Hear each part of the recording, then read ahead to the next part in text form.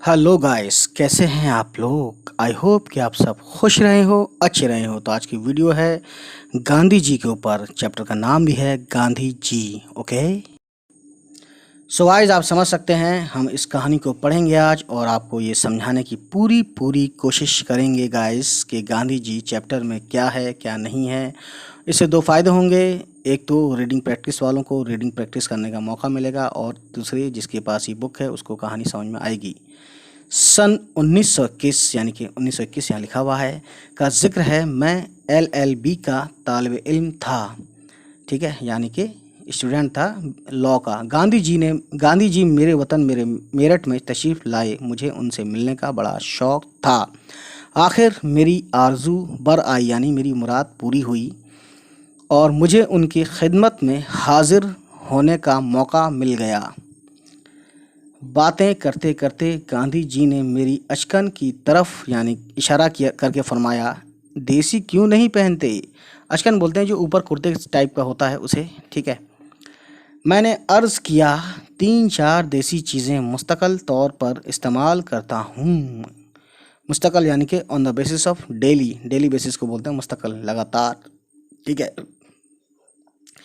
देसी आम खाता हूँ, देसी पान खाता हूँ, देसी आलू खाता हूँ और देसी शक्कर इस्तेमाल करता हूँ। क्या ये काफ़ी नहीं। गांधी जी ने बड़े ज़ोर से कहका लगाया और फरमाया, हा हा हा हा, तब तो आपके लिए देसी कपड़ा पहनना और भी आसान है। एक ही देसी चीज़ का तो और इजाफा होगा, यानी कि ऐड करना होगा। इसके उसके बाद मुतअद्दिद बार यानी कई बरस के वक्फे यानी टाइम से मुझे गांधी जी की खिदमत में हाजिर होने का मौका मिला। मगर मगर मगर हैरत है कि हर मर्तबा मुझे देखते ही उन्हें मेरी 4 देसी चीज़ों में अपनी उसी 5वीं चीज़ का ख्याल आ जाता, यानी अचकन पहनो देसी।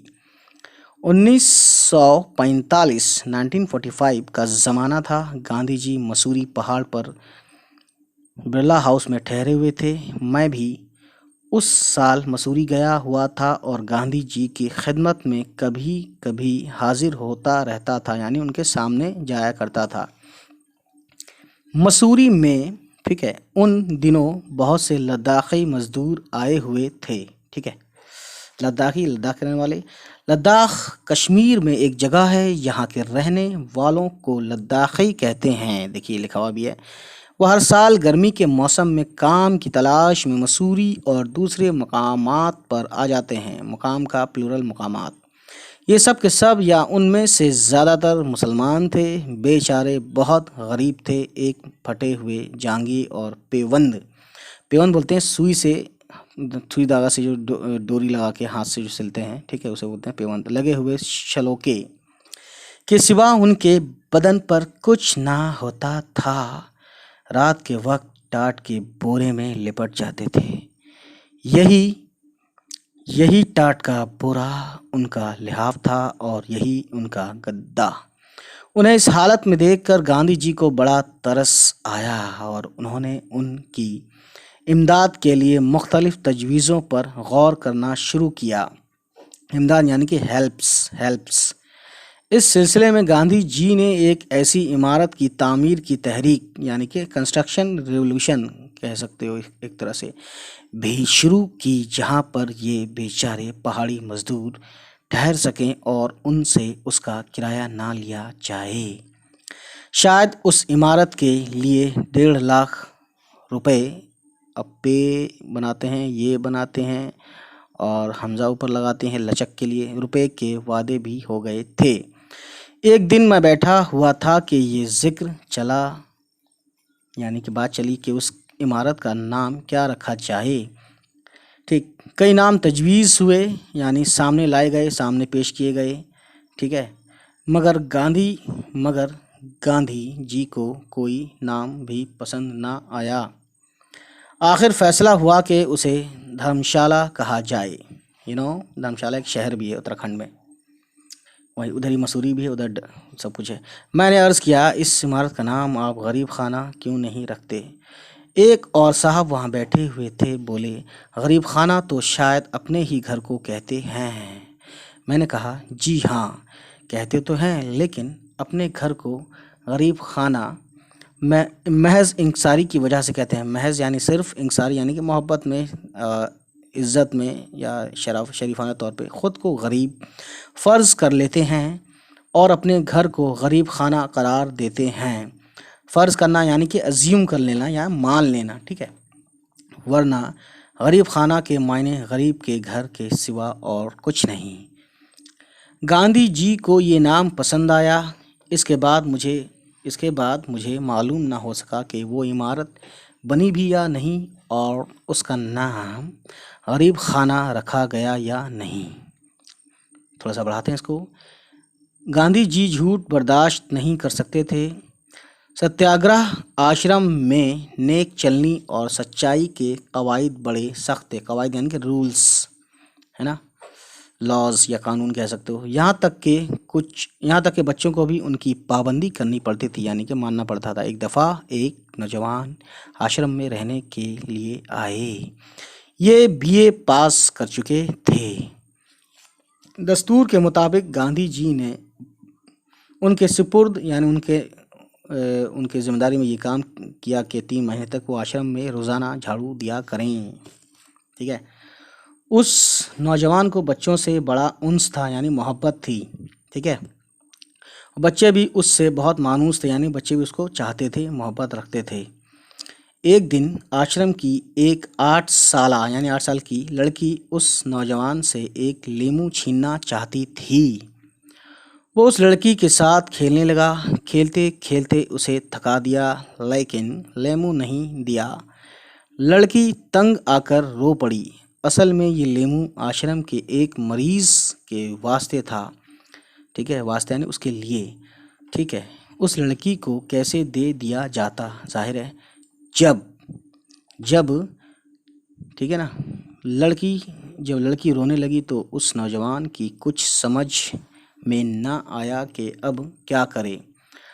आखिर उसे एक तरकीब सूझी। उसने लेमू हाथ में लेकर ज़ोर से अपना हाथ हिलाया और ये जाहिर किया कि जैसे लेमू को साबरमती नदी, यानी एक नदी है, में फेंक दिया हो। मगर असल में ऐसा नहीं किया था, बल्कि लेमू को अपनी जेब में रख लिया था। अब लड़की का ध्यान नदी की तरफ गया और कहने लगी, मैं लेमू को नदी से निकाल लाऊं, किनारे ही पर तो होगा। समझ रहे हैं दोस्त? अगले पेज पे देखते हैं। नौजवान ने जवाब दिया, लेमू नदी में डूब गया, अब तुम उसे नहीं निकाल सकती। बात आई गई हुई, ठीक है। दोनों बातें करते हुए आगे बढ़े। इत्तेफाक ऐसा हुआ कि मरीज़ के कमरे की तरफ जाते हुए उस नौजवान ने अपनी जेब से रुमाल जो निकाला तो उसके साथ लेमू भी जेब से निकलकर ज़मीन पर गिर पड़ा। लड़की हक्का बक्का नहीं, शॉक्ड हो गई और नफ़रत से नौजवान की तरफ देखकर बोली, अच्छा आपने मुझसे झूठ बोला। लेमू आपने जेब में रख लिया था और मुझसे कह दिया कि मैंने नदी में फेंक दिया। आश्रम में रहकर आपने इतनी बुरी बात की। मैं बापू से कहूँगी, बापू यानी कि गांधी जी, कि आप झूठ बोलते हैं। तो गाइस तस्वीर देखते हैं, इसमें है एक अपने गांधी जी और ये बच्ची है, और शायद ये 8 साल बच्ची वही है। इसकी तस्वीर है, ये शिकायत करने आई है और ये आश्रम का मंजर है, यानी आश्रम का सीन है, ठीक। अब पढ़ना शुरू करते हैं। ये कहकर वो भागी और सीधी गांधी जी की खिदमत में पहुंची, ठीक है।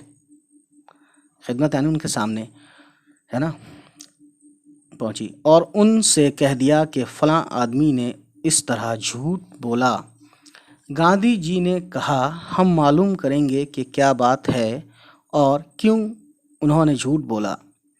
सो गाइस आगे देखिए। शाम को दुआ के बाद यानी प्रार्थना के बाद गांधी जी ने उस नौजवान को बुलाया और उससे पूछा कि क्या बात थी।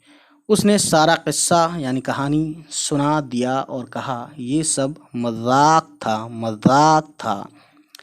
गांधी जी ने मुस्कुराते हुए उससे कहा, देखो, आइंदा से इस बात का ख्याल रखो कि बच्चों से मजाक में भी झूठ ना बोलो। और इस कहानी की राइटर यानी कि मुसन्निफ, जिसे हम मुसन्निफ बोलते हैं उर्दू में, हामिदुल्लाह अफसर नाम है। सो गाइस, उम्मीद करता हूँ ये वीडियो आपको पसंद आई हो। इसके क्वेश्चन आंसर हम बाद में कराएंगे, पहले हम रीडिंग प्रैक्टिस कर लेते हैं, ठीक है। और नेक्स्ट टाइम हम करेंगे, आपके लिए लाएंगे कहानी घोड़े और हिरन की कहानी। तो तब तक खुश रहें, आबाद रहें, हमारे चैनल को सब्सक्राइब शेयर करवाते रहें। चलिए फिर, अल्लाह हाफिज़, बाय बाय।